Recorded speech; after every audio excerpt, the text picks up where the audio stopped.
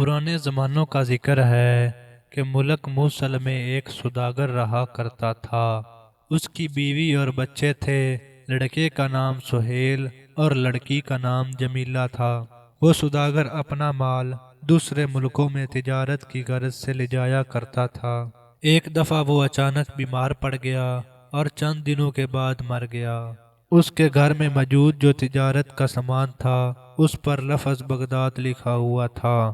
سہیل نے ماں سے وہ مال لے کر بغداد جانے کی اجازت لی اور وہ مال لے کر بغداد چلا گیا۔ اس نے ایک خوبصورت مکان کرائے پر لیا اور تجارت کرنے لگا۔ ایک دن اچانک اس نے بازار بند دیکھا۔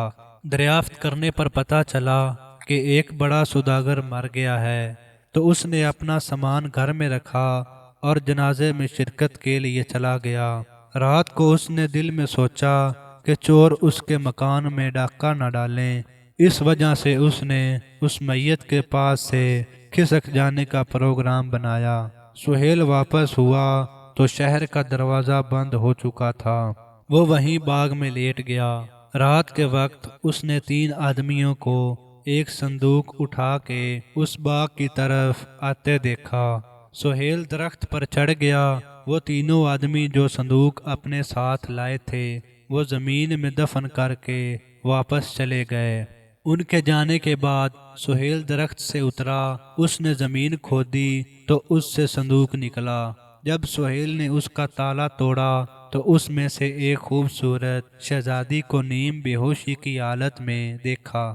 سہیل نے صندوق کا ڈھکنا پھر بند کر دیا اور وہ صبح کا انتظار کرنے لگا۔ صبح وہ صندوق کو اپنے غلام کی مدد سے اپنے گھر لے آیا اور شہزادی کو نکال کر ہوش میں لایا اور اس کو پھل وغیرہ کھانے کو دیے اور اس سے اس کی کہانی سننے کی فرمائش کی۔ شہزادی نے سہیل سے کہا کہ اس کا نام کنیز ہے۔ اس سے ہارون الرشید کا سپہ سالار امجد محبت کرتا تھا، مگر اس کی بیوی اس سے جلتی تھی۔ وہ نہیں چاہتی تھی کہ اس کی شادی اس سے ہو، لہٰذا اس نے مجھے زخمی کر کے دفن کروا دیا۔ یہاں سے تم مجھے لے آئے۔ کنیز نے کہا، اے سوداگر، تم مجھے شہزادی نہ کہو، کیونکہ میں تو ایک غریب لڑکی ہوں۔ ادھر دوسری طرف جب امجد واپس آیا تو اس کی بیوی نے امجد کو بتایا کہ اس کی غیر موجودگی میں کنیز بیمار ہو کر مر گئی ہے اور اس کو دفن کر دیا گیا ہے۔ امجد کی بیوی نے ایک فرضی قبر بنا دی تھی جس پر اس کے نام کا کتبہ لگا دیا گیا تھا۔ امجد کو اس بات کا یقین آ گیا۔ ایک دن امجد اپنے گھر میں سو رہا تھا۔ اس وقت 2 کنیزیں قریب ہی کھڑی تھیں۔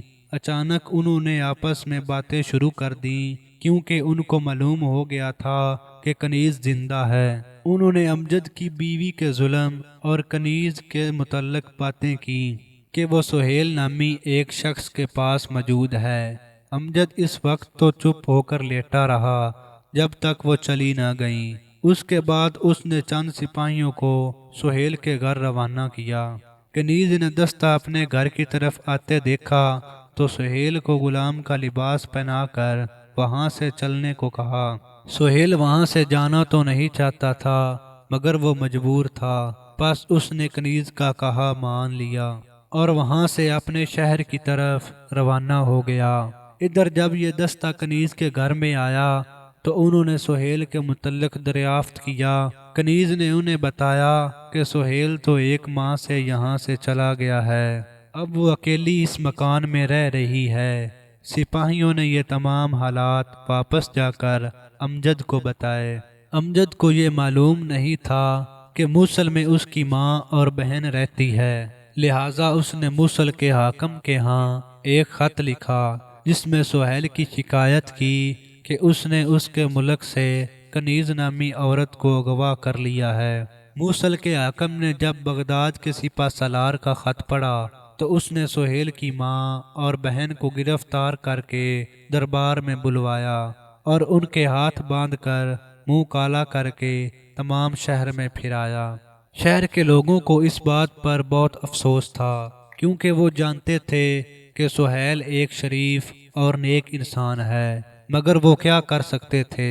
ایک دن ایک عورت نے سہیل کی ماں کو بتایا کہ اس کا بیٹا زندہ ہے اور وہ خوف سے چھپ گیا ہے۔ اس پر سہیل کی ماں نے اس عورت سے کہا کہ اب اس کو افسوس نہیں اگر اس کی جان بھی بیٹے کی خاطر چلی جائے، کیونکہ وہ تو یہ سوچ رہی تھی کہ اس کا بیٹا مر چکا ہے۔ غرض 3 دن تک ماں بیٹی کو شہر میں اسی طرح پھرایا گیا اور اس کے بعد ان کے مکان کو آگ لگا دی گئی اور ماں بیٹی کو شہر میں چھوڑ دیا گیا تاکہ وہ دھکے کھا کر مر جائیں۔ سپہ سالار بغداد کے آدمیوں نے کچھ روپے ماں بیٹی کو دے دیے تاکہ وہ اس کے ذریعے کچھ دن گزارا کر سکیں۔ سہیل کی ماں اور بہن نے فیصلہ کیا کہ وہ اپنے بیٹے کو تلاش کرنے کے لیے بغداد جائیں گی۔ پس دونوں ماں بیٹی بغداد کی طرف روانہ ہو گئیں۔ وہ بہت اداس تھیں۔ ادھر کنیز اسی گھر میں رہ رہی تھی جہاں کے سہیل اسے چھوڑ گیا تھا۔ ایک دن صبح امجد نے اس مکان سے رونے کی آواز سنی۔